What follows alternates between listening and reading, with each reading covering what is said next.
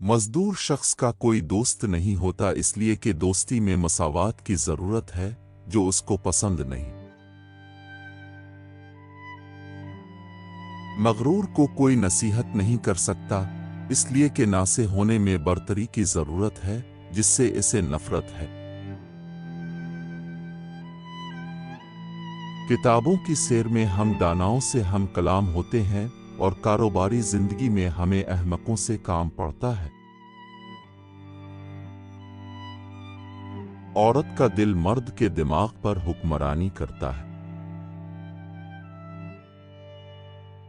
اگر غرور کوئی علم ہوتا تو اس کے سند یافتہ بہت ہوتے۔ زندگی میں کامیابی کے واسطے پہلی ضروری شرط یہ ہے کہ ہم حیوانات کی طرح حلیم، صابر اور محنت کش ہوں۔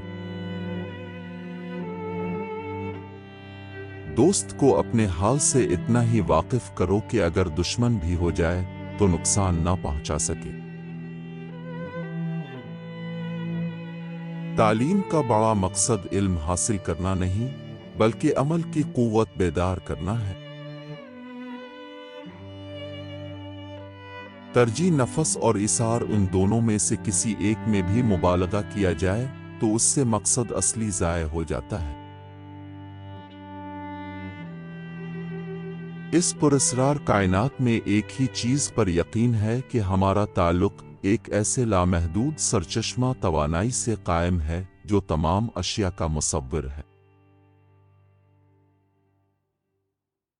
بڑے آدمیوں کا مانگنا حکم ہے۔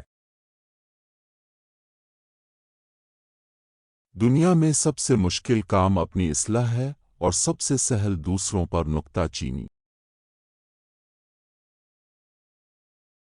انسان کے پست ارادے اور ادن خیالات جس قدر کامیابی میں رکاوٹ پیدا کرتے ہیں اس قدر کوئی بیرونی مخالفت مزاحمت نہیں کرتی۔